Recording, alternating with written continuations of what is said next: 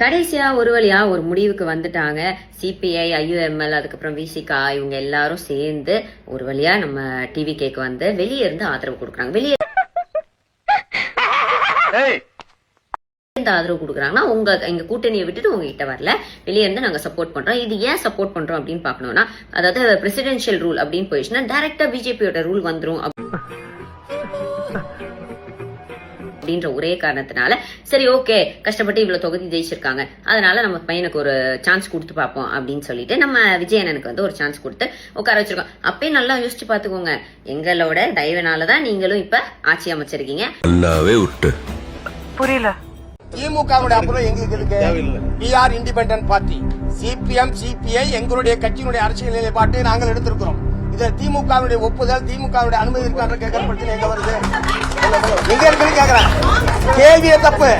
அப்புறம் 6 மாசத்துக்குள்ள எங்களுக்கு பிடிக்காத பில்லு, அதுக்கப்புறம் எங்களுக்கு அந்த மொழி திணிப்பு, அப்புறம் இந்த பெடரலிசம்க்கு அகேன்ஸ்டா, அப்புறம் மக்களுக்கு எதுவும் அநியாயம் பண்ற மாதிரி ஏதாச்சும் விஷயங்கள்ல நீங்க கையெழுத்திட்டீங்கன்னா அப்ப நாங்க வந்து என்ன பண்ணுவோம்னா திரும்பி வந்து அகேன்ஸ்ட் ஆகி கேள்வி கேட்போம். அப்ப தெரியாதா உனக்கு? வெற்றியும் கிடையாது, தோல்வியும் கிடையாது, நம்ம பாட்டுக்கு வாய்கிழியே பேசுறமே. எம்மா மனம் கொடுத்தாங்க. எப்பவுமே நாங்க ஆப்போசிட்ல தான் இருப்போம். ஆப்போசிட்ல குண்டில கூட இருக்க முடியாது. அது மட்டும் இல்லாம அப்புறம் ஆட்சியை கவுத்துருவோம். அதனால மக்களுக்கு எதிராக எந்த விஷயம் செய்யாம மக்களுக்கு ஆதரவா நீங்க செய்யற எந்த விஷயமா இருந்தாலும் நாங்க எல்லாரும் பாராட்ட ரெடியா இருக்கோம். எதிர்த்து நின்னா எதிர்த்து கேள்வி கேட்போம். உனக்கு சோத்துக்கே வழியில திங்கிறதுக்கே வழி இல்லைனாலும் குட்டிக்கு வைக்க பஞ்சு கேக்குதும்பாங்களாம். என்ன அந்த மாதிரி கதையா இருக்கு உன் கதை. ஸோ இந்த அரசியல் காலம் இன்னும் சூப்பரா சூடு பிடிச்சிட்டு இருக்கு. ஆல்ரெடி PM ஸ்ரீ ஹிந்தி மொழி திணிப்புக்கு கேட்டுக்கிட்டு இருக்காங்க அண்ணன் கிட்ட. அண்ணன், திருப்பரங்குன்ற விஷயம் மாதிரியோ இல்ல வந்து மற்ற விஷயங்கள் மாதிரியோ நீங்க அமைதியா இருக்க முடியாது. காங்கிரஸ் மட்டும் தான் இன்னைக்கு கூட போராட்டம் எல்லாம் பண்ணாங்க, நீங்க பண்ணல. அடுத்து ஸ்ட்ராங்கா இறங்குங்கண்ணே. எல்லாரும் எப்படி இருக்கீங்க? இன்னைக்கு பாத்தீங்கன்னா நாங்க எல்லா டிவி கேட்டோம் ஏடிசில வந்து நம்ம தளபதியை அரியணையில அமர்த்தணும் அப்படின்னு சொல்லிட்டு ஆளுநரை எதிர்த்து போராட்டம் பண்ணோம். 200க்கும் மேற்பட்ட தொண்டர்களை இப்ப அரெஸ்ட் பண்ணி கூட்டிட்டு போயிட்டு இருக்காங்க. பாத்தீங்கன்னாலே தெரியும், எல்லாரையுமே வந்து அரெஸ்ட் பண்ணி கூட்டிட்டு போயிட்டு இருக்காங்க. இத வந்து நாங்க இதோட நிறுத்த போறது கிடையாது. தளபதியை அரியணையில அமர வைக்கிற வரைக்கும் நாங்க எல்லாரும் ஒவ்வொரு தொண்டர்களும் போராடுவோம் அப்படிங்கறத வந்து தெரிவிச்சுக்கிறோம். இந்த அரெஸ்ட் பண்றத பத்தி நாங்க யாருமே கவலைப்பட போறதே கிடையாது. தளபதி முதலமைச்சரா அமர வரைக்கும் நாங்க யாரும் அமைதியா இருக்க போறதும் கிடையாது. ஸ்ட்ராங்கா இறங்கி கேள்வி கேளுங்க. That is what you are going to do for the people. So மக்களுக்காக இறங்கி ஏதாச்சும் பண்ணுங்கண்ணே. we are waiting. போட்டா உங்களுக்கு எப்படி பதில் சொல்ல முடியும்? அவத்தான் காட்டணும் வந்து பேயில போவான் போயேன் மூஞ்சி மோரையும் பாரு, மூஞ்சி மோரையும். ஆனா ஆல்ரெடி உங்க கட்சியில யாரும் ஜெயிக்க மாட்டாங்க. சகோதரர் அஜித் இதை விட அப்படியே முதல்வராயிட்டு புதுசு புதுசா கட்சி தொடங்குறவனா திமுக அழியணும். விஜய்க்கு 20 கொடுங்க, 15 அதிமுக கொடுங்க. இன்ஸ்டாகிராம், பேஸ்புக் நீங்க இழுத்து மூடினா முஞ்சி போச்சு டிவிகே கட்சி. அனைவருக்கும் என்னுடைய வாழ்த்துக்களை தெரிவிச்சேன். வெற்றியை பார்த்திருக்கேன், மகிழ்ச்சி, வாழ்த்துக்கள். பயம் விஜய்னா பயம்.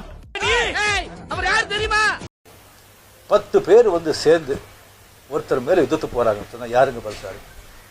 அந்த 10 பேரா? அந்த 10 பேர் யுத்தத்து போறாங்கல்ல, ஒருத்தர் அவன் பல்சாரு. நீங்களே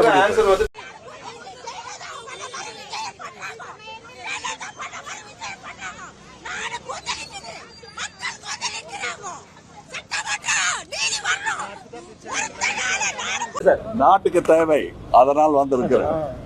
மகாபிரபு, நீங்க இங்கே வந்துட்டீங்களா? பலமா பாக்கல, பலவீனமா பாக்கல. நான் எங்க வேலையை பாக்குறோம். அது மாதிரி இப்போ தாவேகா வந்து விட்டுட்டாங்க எல்லாத்தையும். அவங்க கிட்ட என்னென்ன ஆயுதம் இருந்தா எல்லாத்தையும் போட்டு முடிச்சாச்சு. இதுக்கப்புறமா இவங்க ஆயுதமும் என்னன்னு அவங்களுக்கு தெரியும். இன்னும் அவங்க ஆயுதத்தை எடுக்கல. இதுக்கப்புறம் தான் இருக்குது. ரஜினி சார் சொல்லுவார்ல, அதை பார்க்கறதுக்கு தானே இந்த ஜடம் வெயிட்டிங்க அப்படின்னு. அது மாதிரி இந்த 4ஆம் தேதிக்கு மேல இவனை என்ன பாக்குறீங்க? மாற்றம் வருமா? மாற்றம் வந்துகிட்டே இருக்கும். மாற்றம் வருமா? விஜய் தோற்றுவிட்டாரு. திருச்சி கிழக்குலையும் தோற்கிறாரு, பெரம்பூர்லையும் தோற்கிறாரு. எழுதி வைத்துக் கொள்ளுங்க, புக் மார்க் பண்ணி வைங்க. இந்த கிளிப்பை மட்டும் எடுத்து கட் பண்ணி வைங்க. 2 தொகுதியிலும் தோற்கிறாரு. 234 தொகுதியிலும் விஜயினுடைய தாவேகா தோல்வி அடைகிறது. அதுல எந்த மாற்று கருத்து இல்ல. என்ன நோம் பண்ணா அது வந்து நம்ம கரெக்டா வந்து ஃபாலோ பண்ணிடணும். அண்ணன் 30 சீட்டுக்கு மேலே ஜெயிச்சா மொட்டை அடிக்கிறேங்கிறது தான் சேலஞ்சு. விஜய் ஜெயிச்சுட்டா நான் மொட்டை அடிச்சுக்கிறேண்ணா. அதே வந்து இந்த திராவிட முன்னேற்றம் ஜெயிச்சுட்டா நீங்க மொட்டை அடிச்சுக்கிறீங்களா? மொட்டை அடிச்சுக்கிறீங்களா? அடிச்சுக்கிண்டா.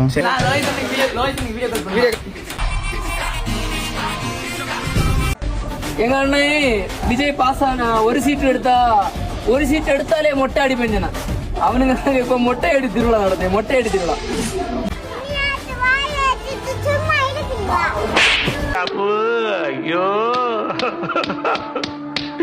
உங்களுக்கு காசு கொடுத்து வேலை பார்க்கறதுக்கும் விசுவாசத்துக்கு வேலை பார்க்கறதுக்கும் வித்தியாசம் இல்லைன்னு நினைக்கிறேன். ஓஹோ, நான் வேணா ஒரு சாம்பிள் காட்டட்டுமா?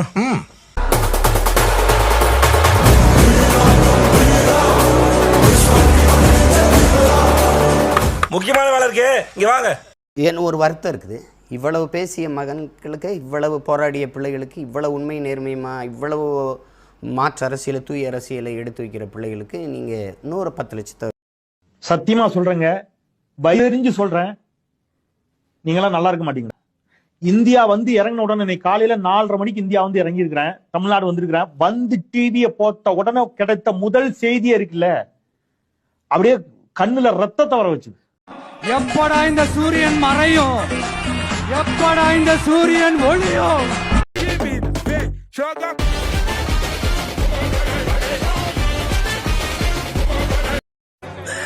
சோலி முடிச்சு. ஐயோ ஐயோ. டேய், என்னடா இந்நேரத்துல லூசு மாதிரி சிரிச்சுட்டு இருக்க? என்னாச்சு? அத நினைச்சேன், சிரிச்சேன். என்னைக்கு ஒரு பெண் தனியாக நடுராத்திரியிலும் போராளோ அன்னைக்குதான் ஒரு உண்மையான சுதந்திரம்னு சொன்னவர் நமது தந்தை காந்தியடிகள்.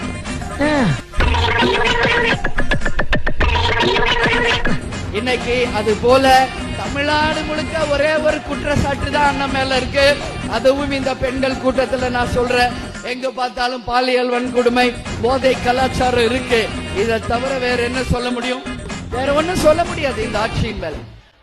உனக்கு குறவழி வரைக்கும் சோத்த போட்டு வண்டியில ஏத்திட்டு வந்ததுக்கு உன்னால என்ன பண்ண முடியுமா அதை பண்ணிட்டேன். ஸ்ரீ ஜோசப் விஜய் எனும் நான் மக்களால் தேர்ந்தெடுக்கப்பட்ட தலைவராக நான் சத்தியமாக உறுதி செய்கிறேன், இந்த நாட்டின் சட்டத்தையும் இந்த மண்ணின் மக்களின் உரிமைகளையும் நான் காப்பாற்றுவேன்.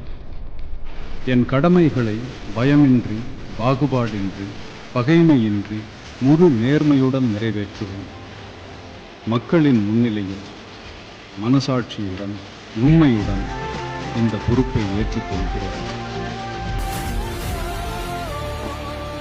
எங்க ஆட்டம் வெறித்தனமா இருக்கும்.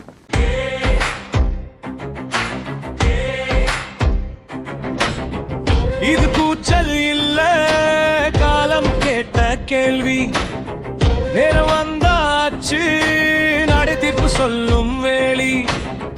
அதிகாரம் அரண்மனைக்கில்ல, மக்கள் கையில் தான்.